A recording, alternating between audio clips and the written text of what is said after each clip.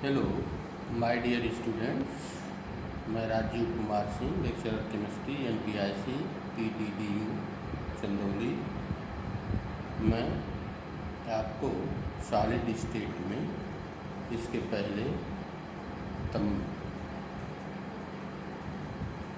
HCP, CCP या FCC तथा चतुष्फल की रिक्तियों और अष्टफल की रिक्तियों की संख्या और उसके ऊपर एक्सरसाइज कैसे सवालों को आप सॉल्व करेंगे बताया गया था। अब आज हम आपको ठोसों में होने वाली अपूर्णता या दोष के विषय में समझाएंगे। ठीक है, तो हम पहला आप हेडिंग आज डाल लें।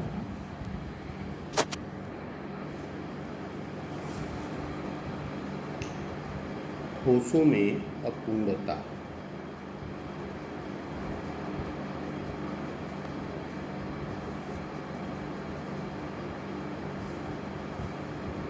ठोसों में अपूर्णता का अर्थ यह होता है कि आप जानते हैं कि क्रिस्टल लघु परास और दीर्घ परास में आपस में एक नियमित क्रम में जुटने से बनते हैं, लेकिन इस नियमित क्रमों में कभी कभी परमाणुओं के क्रम की व्यवस्था या आयनों के क्रम की व्यवस्था में परिवर्तन हो जाता है, वो अनियमित हो जाते हैं और अनियमित होने के कारण उन क्रिस्टलों में दोष आ जाते हैं, जिसे हम ठोसों में अपूर्णता कहते हैं।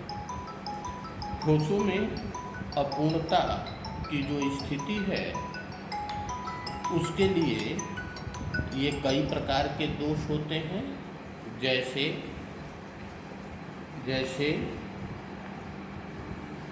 ये दो प्रकार के दोष होंगे।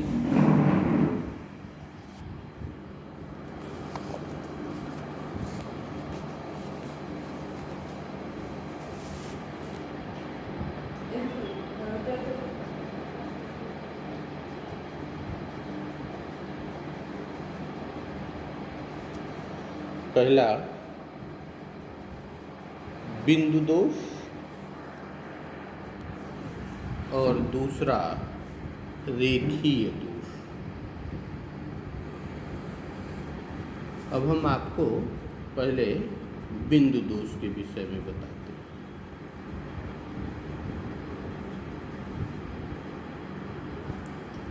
बिंदु दोष जब किसी जालक बिंदु के चारों ओर जुटे हुए परमाणु या समूह की नियमित व्यवस्था में, नियमित क्रम में अनियमितता आ जाती है, तो उसे हम बिंदु दोष कहते हैं।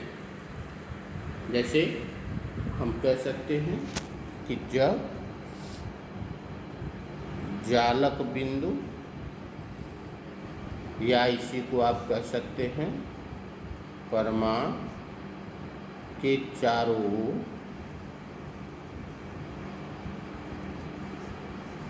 नियमित व्यवस्था के क्रम में परिवर्तन, या आप उसी को कह सकते हैं अनियमितता आ जाती है, तो उसे बिंदु दोष कहते हैं। और दूसरा है रेखीय दोष। जब जालक बिंदु से बनी पूरी संरचना में जालक रेखा में दोष आ जाता है, तो ऐसे दोष को हम रेखीय दोष कहते हैं। अर्थात आप कह सकते हैं कि जब जालक बिंदु से बने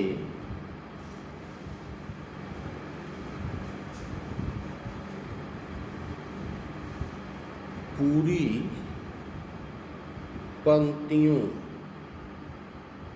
में अनियमितता आ जाती है तो उसे रेखीय दोष कहते हैं। आपके कोर्स में ये बिंदु दोष पढ़ना है तो विस्तृत व्याख्या हम बिंदु दोष की करते हैं। तो हम यहाँ फिर लेते हैं बिंदु दोष। जैसा अभी बिंदु दोष के विषय में हमने बताया कि कोई परमाणु हो, तत्व हो अथवा आयन हो, उसके चारों ओर जो नियमित व्यवस्था का क्रम है उसमें अनियमितता आ जाए, परिवर्तन आ जाए, तो ऐसी स्थिति में बिंदु दोष उत्पन्न होते हैं। ये बिंदु दोष 3 प्रकार के होते हैं: स्टाइचियोमेट्रिक बिंदु दोष, अशुद्धता बिंदु दोष और नॉन स्टाइचियोमेट्रिक बिंदु दोष। अर्थात हम कह सकते हैं कि बिंदु दोष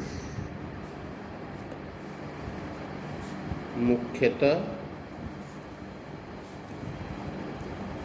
3 प्रकार के होते हैं। पहला स्टाइचियोमेट्रिक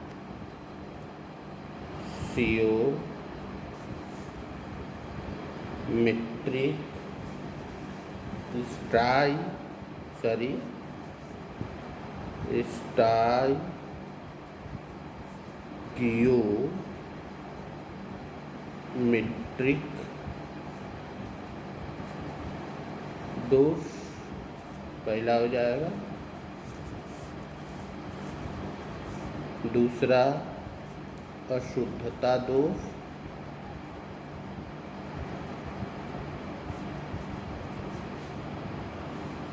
और तीसरा नॉन स्टाइचियोमेट्रिक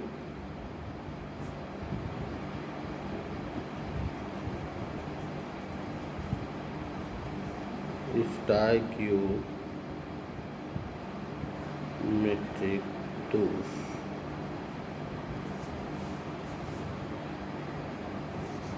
अब हम पहले वाले पे आते हैं। स्टाइचियोमेट्रिक दोष में पहला है स्टाइचियोमेट्रिक दोष। इस स्टाइचियोमेट्रिक दोष में ठोस की स्टाइचियोमेट्री विक्षुब्ध नहीं होती, उसमें अनियमितता जिससे ठोस बना है इसकी स्टाइचियोमेट्री विक्षुब्ध नहीं होती। और इसमें कुल मुख्य रूप से 4 तरह के दोष आते हैं: रिक्तिका दोष, अंतराकाशीय दोष, फ्रैंकेल दोष और शाटिका दोष। अर्थात हम कह सकते हैं यह वह दोष है जिसमें ठोस की स्टाइचियोमेट्रिक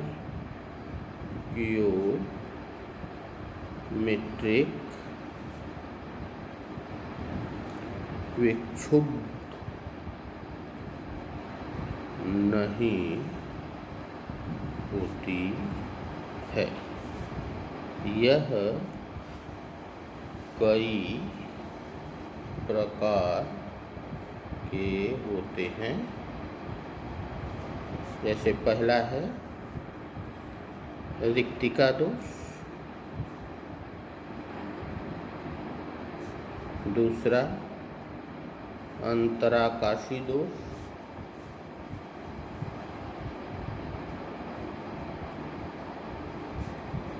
तीसरा फ्रैंकेल दोष,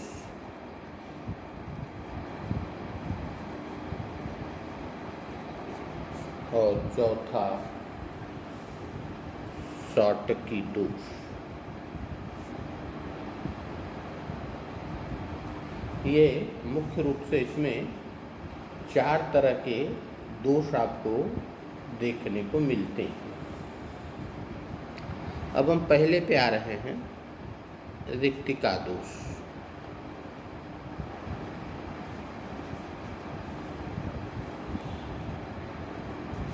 रिक्तिका दोष में मुख्य रूप से अनआयनिक ठोसों में पाया जाता है, जिसमें जालक स्थल रिक्त हो जाते हैं, और रिक्त हो जाने के कारण जब वहाँ पे रिक्त स्थान पे रिक्तिका प्राप्त हो जाती है, उसे हम रिक्तिका दोष कहते हैं। रिक्तिका दोष पाए जाने पर घनत्व का मान उसके घट जाता है, परंतु रिक्तिकाओं के कारण चालकता उनकी बढ़ती है। अधिक गर्म करने पर रिक्तिकाएं अधिक पाई जाती हैं। जैसे आप देख सकते हैं,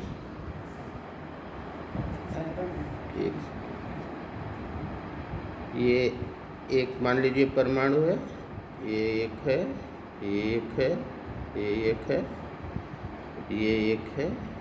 यहाँ परमाणु न होकर रिक्तिका हो गई, फिर यहाँ हो गया, यहाँ फिर यहाँ रिक्तिका हो जाए, यहाँ परमाणु हो जाए, ये परमाणु हो जाए, ये हो गया परमाणु, और ये हो जाएगी रिक्तिका।